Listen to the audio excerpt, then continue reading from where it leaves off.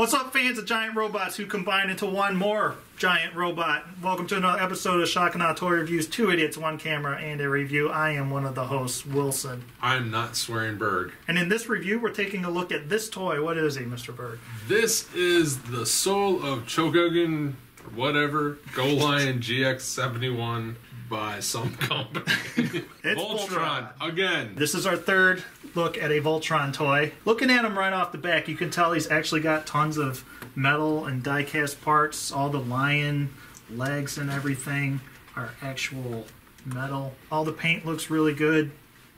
Very clean. Very clean. I have yet to find a flaw.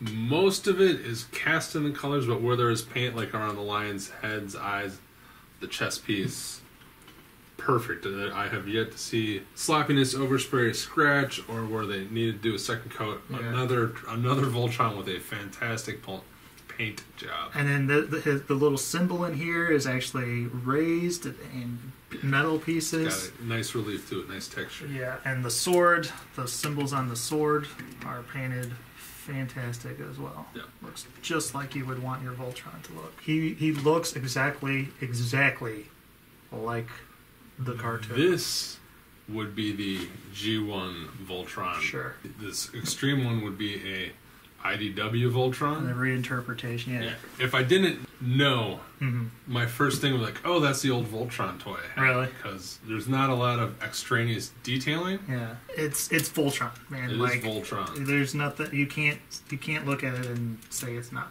This guy, extremely articulated, can turn his head. He can look up. He can look down. And if you turn it up a little bit, he can look even more to the side. The lion's head recesses a little bit, so the jaw goes sort of into his chest, like that. And there's a little bit of tilt either way. The wings are movable, of course. Arms can do a full 360. He's got a bicep swivel. He's got a nifty, essentially a double joint elbow. Bottom of the joint is like a ball joint because you can get some. It swivels down there too. There's swivel up here. The heads can bend up, bend out. The jaws can open. Their teeth are fucking sharp. They have little lasers in their mouths. Those can move up and down, so you can hide them or not.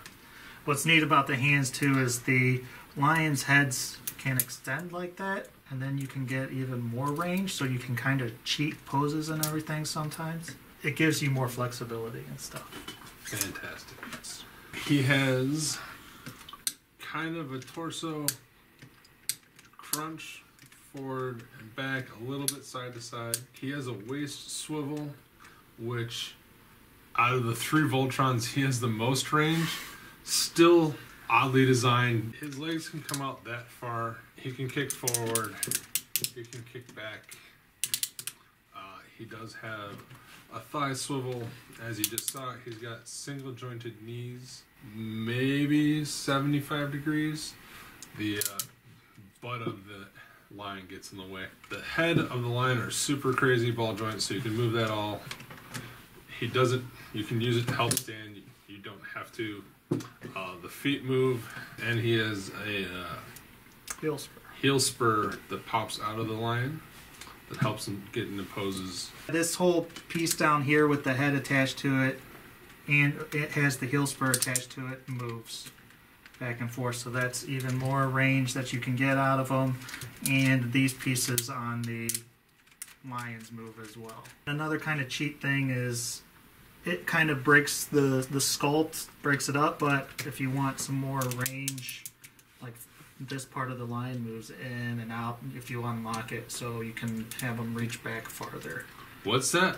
Unlocked it? What are you talking about? Right here, it's very clever, and I'm very glad they did this, is there's a little kind of tab switch that will lock the black lion's legs into place. To form nice shoulder joints that don't spin around. So when you're moving the arms, these pieces don't move like this. Rarely see stuff like that. I've never seen something like that. Really? Yeah. Yeah, it's very clever, great idea. Makes me very happy. So he passed the standard Shock and Awe 1 foot test.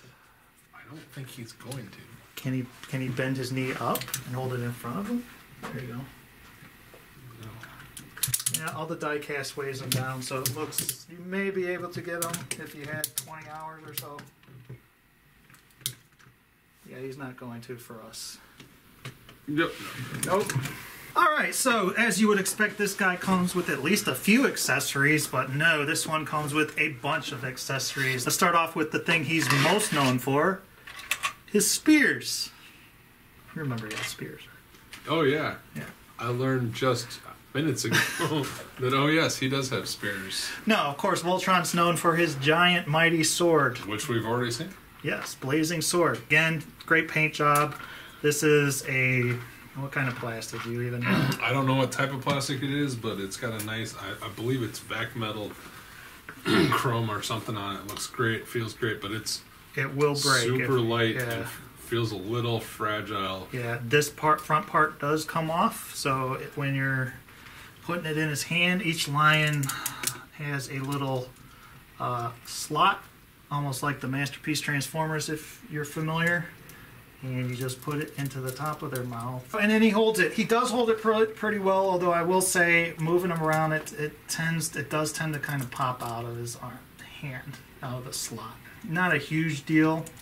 You can get it back in, and it doesn't like fall out of his hand once it's closed. It's just, it's just loose. But it's so light and his joints are so tight, he does not have Voltron-itis or where he can't hold his sword. Oh, yeah, exactly, yeah. Good point. That is a very, very nice feature. As you know, I'm a big fan of having a place to store all the accessories that a toy comes with. Yes. Yes. So, sometimes a bag. yes. We call this a hard bag, but it is really a temple piece that you put together, and you can store not only the spears that Voltron is very well known for having, you can also store his sword on the top like this. And in the back here is a spot for his shield and the extra face. Extra face? Yeah. What? He's got a screaming face, or an action face as they kind of call it, which is very reminiscent of the famous pose that you always see when he pulls out the blazing sword. As well as the robot accessories, each lion has their own blades that they used in the cartoon, as well as the weapons that would mount onto their shoulders, like the Black Lion's cannon here. They even give you a spot to hold the shield's handle. There's this little slide-out piece that holds the rest of the lion weapons, and everything just pegs right into it. But Rick, you may be asking, what about the fans of Go Lion? They're lucky because they actually give you, if you don't want to use this plate, you can stick the Go Lion logo onto that one, as well as the stickers that number each lion. So it's very cool. They thought of everything. They really did. Except the nunchucks, I guess, right? Does anyone else remember nunchucks? Am I just crazy? He might have used them in just one episode. Who knows? It's the best episode. To go back to the shield, you take the shield, and then you take the handle. There's a hole right there for it. You just plug it right in. And so this part, it turns so he can hold it out in front of him. Because he did use it as sort of like a boomerang disc, I think. This is a G1 Trypticon. They look kind of awesome together, actually. Yeah. He is the little brother of Playmate's new Voltron, about 5 inches taller than Komodo's Turmoil for those, and he is really much taller than Jyn Erso from Star Wars Rogue One. So just so you get a sense of how big he is. He's kind of small, quite honestly. He's the smallest of the 3 Voltrons, but he looks really, really good. I would pay to see that. Trypticon and him fight? Yeah. Absolutely. I kind of wanted to ride Trypticon. Looks like Mr. Bird got his birthday wish. This is the greatest cartoon that has never happened. I have to give this guy 5 out of 5. I love him. He's awesome. I have very few complaints about him, and those are extremely minor. He's very pricey. He's cheaper than the EX. He's $300 around there. For that price, I was sort of expecting something taller. That was just me. That was my expectations. I did watch a review of them and some size comparison stuff, so it wasn't like I was really shocked. But I understand that they didn't give us that also because a lot of the money is going into these die-cast parts, and the accessories and everything that they give you more than makes up for it. I'm crazy about the accessories. The lions all are articulated. Their articulation is amazing. We didn't even go into that, but each individual lion is great. Yeah, he doesn't have the waist swivel. The other thing is the tabs on one of the arms. The tabs sometimes comes loose, and so the shoulder thing will pop out. Again, not a huge deal. That's your mileage may vary kind of thing too. I'm very happy with it. I kind of like him more than the extreme version. I love the extreme version, the way it looks and the size of it, but this guy kills the extreme version in terms of accessories and everything and playability, I think. So I love him. I'm very happy. 4.5 out of 5. 4.5 out of 5. All right. Yeah, I think he is, except for a few minor gripes here and there, which are really just being nitpicky. I think he's amazing. Out of the 3 Voltrons, he's by far the most fun to play with now. I really like the Playmates one, but this guy's articulation, like the range on his elbows is superior, and for a guy who's fighting with swords and shields and stuff, that's where you'd want more articulation. I kind of wish his knees bent a little more. I wish he had a little bit more range on his waist, but he does have the most range, so hey. And the die-cast, he's too heavy. Like, there's no, like, it bothers me that... He can't hold his leg out like that? Yeah. When would you need Voltron to hold his leg up like that? I guess you want him to kick someone? But like, he jumps up in the air and he does cool stuff like this, and yeah, whoop. So it's not a deal breaker, no, but just tone down some of them. Sure. By far, out of the 3 of them, is my favorite looking one. Like this is Voltron.